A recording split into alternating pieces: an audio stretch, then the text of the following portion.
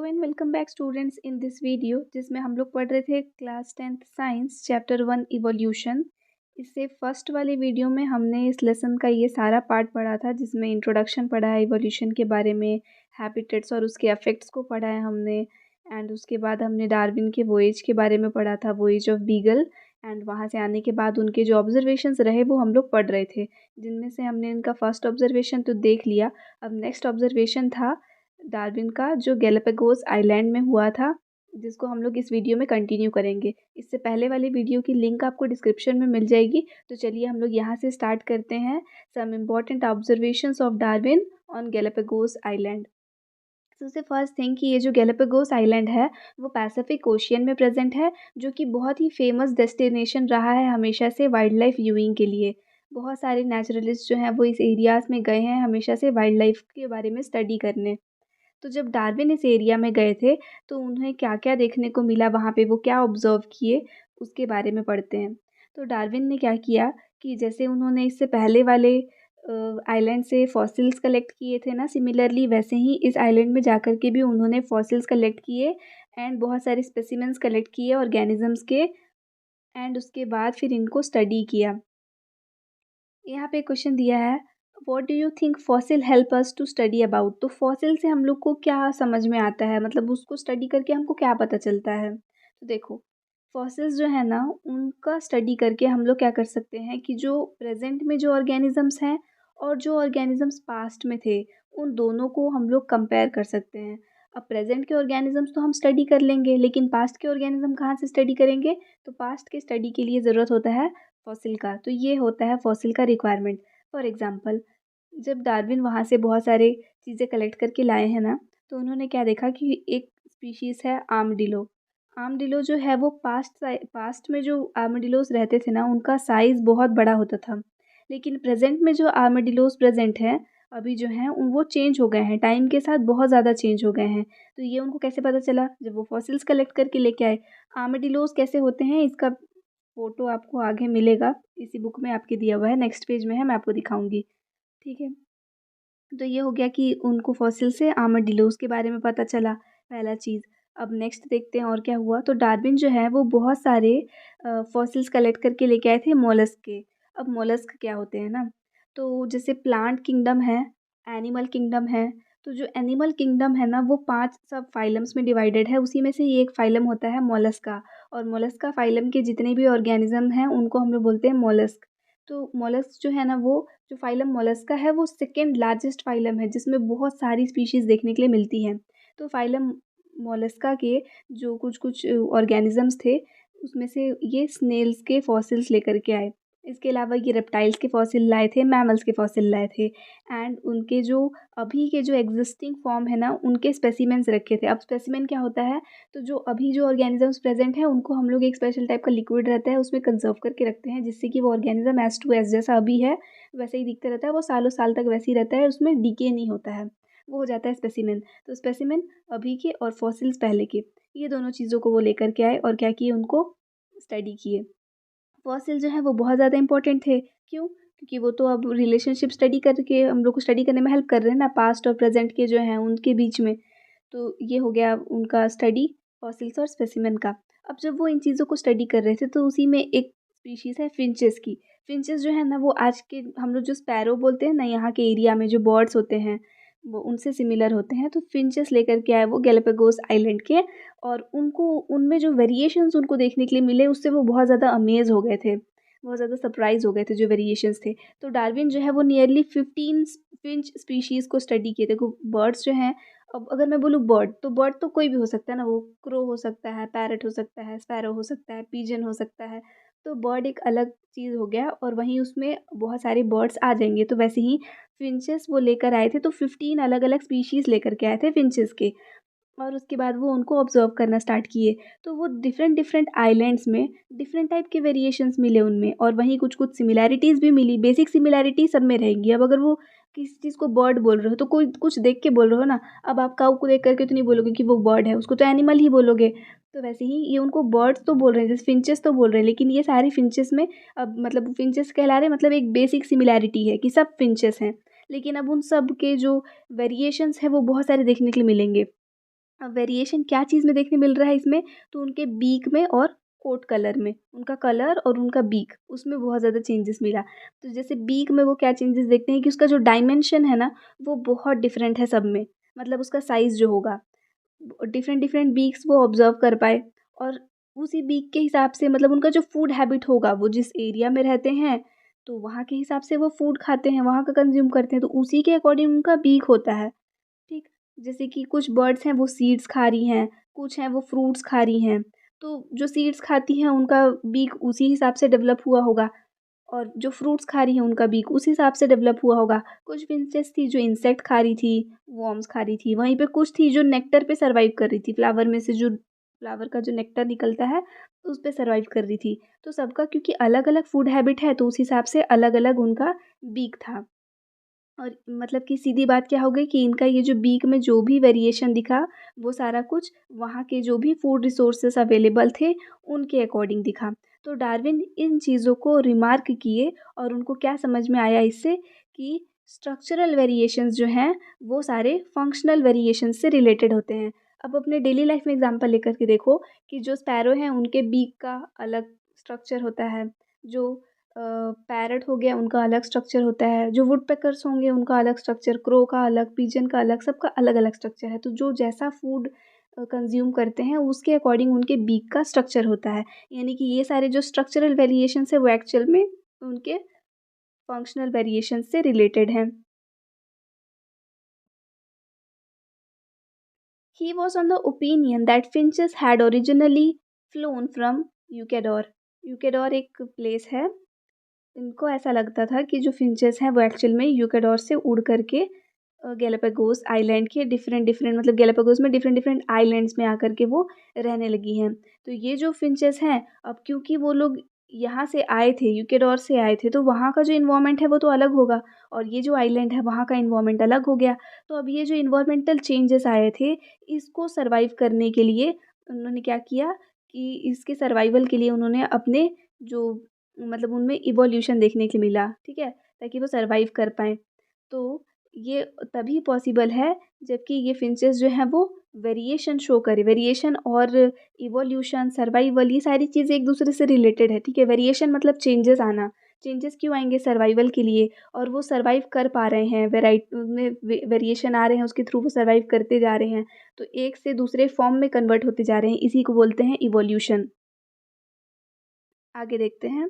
The development of different communities of finches surviving on different islands of Galapagos and a community that had originally come from Ecuador showed that varieties of finches originated from apparently similar group। तो अभी के date में जो वहाँ पे Galapagos island में जो भी फिंचेस रह रही थी और यूकेडोर से जो आई थी, उन सब में बहुत सारे वेरिएशंस देखने के लिए मिले, और इससे लेकिन उनको एक चीज़ समझ में आया कि ये सारे के सारे जो हैं वो एक सिमिलर ग्रुप था जिससे ये सारे ओरिजिनेट हुए थे। ये जो फिंचेस थे इनमें विजिबल वेरिएशन जो है वो उनके बीक टाइप में देखने के लिए मिला, लेकिन सबका ओरिजिन जो क्या है वो सेम है। तो ऐसे कैरेक्टर्स जैसे कि यहाँ पे एग्जांपल में ले रहे हैं ना बीक ऑफ फिंचेस, तो ऐसे सारे कैरेक्टर्स जो कि स्ट्रक्चरली और फंक्शनली जो हैं वो डिफरेंट हैं, लेकिन उनका जो ओरिजिन है ना वो सेम है, उसको हम लोग बोलते हैं होमोलोगस कैरेक्टर। कौन से कैरेक्टर? जो कि जिसका स्ट्रक्चर और फंक्शन अलग है, ऐसे सारे कैरेक्टर जिसमें स्ट्रक्चरल और फंक्शनल डाइवर्सिटीज़ देखने के लिए मिल रही हैं, लेकिन ओरिजिन सबका सेम है, उसको हम लोग बोलते हैं होमोलोगस कैरेक्टर। आगे देखते हैं होमोलोगस, और इसके बाद एक टर्म आएगा एनालोगस, तो दोनों आपको पढ़ना है। तो होमोलोगस आपको यहाँ से एकदम अच्छे से याद करके जाना है। ओरिजिन सेम है लेकिन स्ट्रक्चर और फंक्शन अलग-अलग हो जा रहे हैं। देखो एग्जांपल के लिए ना हम लोग इसको ले सकते हैं। अच्छा हाँ, मैं आपको बोली थी कि यूकेडोर यहाँ पे दिया हुआ है ना, ये है यूकेडोर। देखो क्या वो डिफरेंस, ये फॉसिल इसका मिला था उनको, इस यूकेडोर का, और आज के डेट में जो यूकेडोर्स हैं उनका साइज़ देखो। तो कैसे उनको पता चला? अब वो उस समय का फॉसिल मिला तब तो वो कंपेयर कर पाए, तो पता चला अच्छा पहले ऐसे-ऐसे होते थे और अब इतने छोटे हो गए हैं। तो ये फॉसिल और स्पेसिमेन के कलेक्शन से ही उनको पता चला, ठीक। और फिंचेस की जो हम लोग बात कर रहे थे, तो ये देखो जो इंसेक्ट ईटिंग होते हैं उनका बीक का शेप देखो। उसके बाद जो फ्रूट्स वगैरह खा रहे हैं उनके शेप देखो। उसके बाद जो लोग फ्लावर बर्ड्स वगैरह को खाते हैं उनका शेप देखो, और जो सीड्स खाते हैं उनका शेप देखो। तो सारे के सारे तो बर्ड्स हैं, मतलब सारे फिंचेस हैं, लेकिन सबके जो बीक का शेप है वो अलग-अलग है। इसी को ही हम लोग होमोलोगस कैरेक्टर बोलते हैं कि ओरिजिन सेम है सबका सब, सब वीक हैं, लेकिन क्या है उनका फंक्शन और उनका स्ट्रक्चर जो है वो अलग अलग है। और उसका एग्जांपल प्लांट्स में हम लोग देख सकते हैं। देखो, तो प्लांट्स में हम लोग को क्या दिख रहा है, जैसे कि ये है स्टेम। तो स्टेम को यहाँ पे स्टोलोन दिया है, ये जो यहाँ अलग से ग्रोथ हो रहा है ना उसकी बात कर रहे हैं। वैसे ही इस वाले प्लांट में देखोगे तो ये स्टेम जो है वो टेंड्रिल टेंड्रिल में उसको कन्वर्ट हो गया है।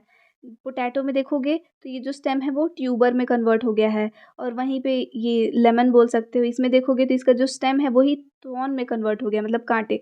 तो ये सारी स्ट्रक्चर्स जो है ना, ये स्टोलोन, टेंड्रिल, ट्यूबर, थ्रॉन, वो एक्चुअली में वो सारा कुछ क्या है, स्टेम ही तो है।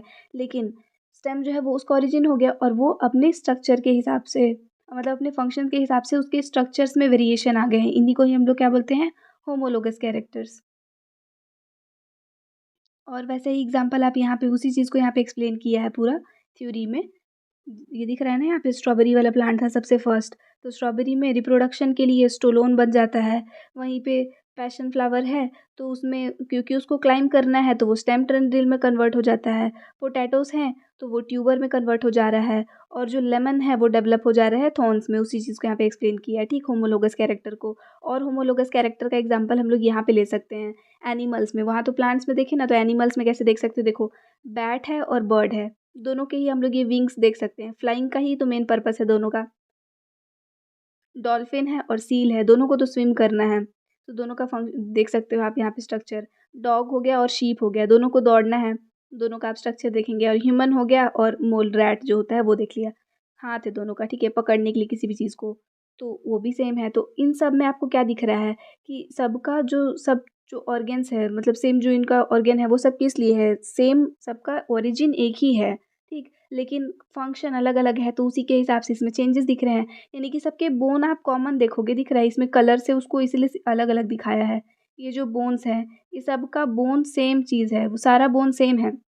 और उसके बाद उससे लगे हुए जो अपेंडेजेस हैं वो सारे भी सेम है। डिफरेंट कलर्स में इसलिए दिखाया ना, ताकि आप उसको समझ पाओ। तो जो सेम कलर का दिख रहा है ना यहाँ पे, वो सारा कुछ सबका सेम है, लेकिन सबका स्ट्रक्चर कितना अलग अलग दिख रहा है ना, सबका शेप एकदम अलग अलग है। तो उसी चीज़ को वो समझा रहा है कि सबका शेप अलग है, लेकिन शेप के हिसाब से उन लोग का फंक्शन अलग हो जा रहा है, लेकिन ओरिजिन एक ही चीज़ था सबका, ठीक। जैसे यहाँ देखो, जो बैट्स हैं उनके विंग्स, और जो डॉल्फिन और सील है उसके फ्लिपर्स, जो शीप है और डॉग है उनका फोर लिम्ब, और जो ह्यूमन और माइस है उन लोग सब कोई का हम लोग बोन्स ले रहे हैं। ये सब कुछ क्या है, सिमिलर स्ट्रक्चर है, ठीक। सब में ही जैसे ह्यूमरस, रेडियस, अल्ना, ये सारी चीज़ें सब में प्रेजेंट प्रेजेंट है। यानी कि इनका ओरिजिन जो है वो क्या हुआ, सेम हुआ। लेकिन इनके जो अपेंडेजेस हैं, अपेंडेजेस क्या होते हैं, तो वो बॉडी पार्ट्स हैं जो कि मेन बॉडी पार्ट से अटैच्ड रहते हैं। तो वो जो है वो डिफरेंट होते जा रहे हैं। डॉल्फिन, बैट, शीप, ह्यूमन सब में अपेंडेजेस जो हैं वो अलग हो जाएंगे, लेकिन जो बोन्स हैं वो कॉमन रहेंगे। तो ऐसे कैरेक्टर्स जिसका कि डाइवर्स फंक्शन है, उनको हम लोग क्या बोल रहे हैं, होमोलोगस ऑर्गेन्स, ठीक। फंक्शन डाइवर्स है, similar origin but diverse function. आप इसको डेफिनेशन ले सकते हो, characters that indicate similar origin but diverse function are called homologous organs. और उसी को ही हम लोग होमोलोगस कैरेक्टर्स बोलेंगे, ठीक। उसके बाद अब इसके कॉन्ट्ररी में, इसके अपोजिट में हम लोग देख सकते हैं, कुछ ऐसे होते हैं ना जिनके फंक्शंस जो हैं वो सिमिलर होंगे, लेकिन डिफरेंट ओरिजिन होगा, ठीक। होमोलोगस में क्या देखे कि सेम ओरिजिन था, लेकिन फंक्शन और स्ट्रक्चर डिफरेंट था। और होमोलोगस में क्या एनालोगस में क्या देखेंगे कि ओरिजिन ही डिफरेंट है, लेकिन फंक्शन सेम है दोनों का। जैसे कि विंग्स हम लोग देख सकते हैं बर्ड के और बटरफ्लाई के। बर्ड के कहाँ से हुए, तो बर्ड्स में अभी हम लोग देखे, जैसे ह्यूमन के हैंड का जो काम है वही उनके बर्ड्स का भी है, मतलब बर्ड्स के विंग्स का और ह्यूमन के हैंड्स का जो बोन था वो सेम सेम था, लेकिन अब फंक्शन तो अलग अलग है ना दोनों का।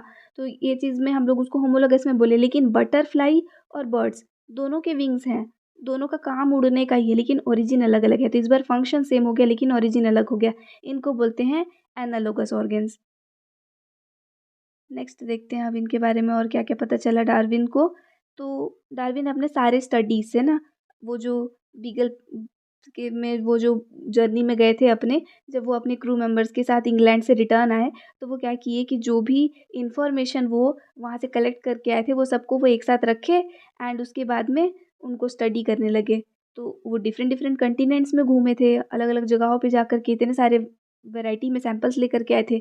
सबको कलेक्ट करके वो एक कॉमन ऑब्जर्वेशन पे आते हैं और उसको लिखना स्टार्ट करते हैं। तो एक फैक्ट उनको समझ में आया, वो क्या था कि जो ह्यूमन बींग्स है ना, वो इन एनिमल्स को डोमेस्टिकेट करके, या एनिमल्स हो गया या क्रॉप्स हो गया, उनको डोमेस्टिकेट करके अपने अकॉर्डिंग उनमें कैरेक्टर्स जो हैं वो चेंज कर सकते हैं, यानी कि उनका ब्रीडिंग करा के आप अपने हिसाब से कैरेक्टर चेंज कर सकते हो। तो selective breeding among species of organism with preferable characters by human is called as artificial selection. यानी किसी भी स्पीशीज़ का सिलेक्टिव ब्रीडिंग कराना, आपको जो कैरेक्टर पसंद है, जो आप चाहते हो किसी चीज़ में, वही उसके अंदर डालना, इसको हम लोग आर्टिफिशियल सिलेक्शन बोलते हैं। जैसे कि आजकल के ज़माने में बहुत सारे ऐसे आर्टिफिशियल ब्रीडिंग से ही तो क्रॉप्स बनाए जाते हैं ना।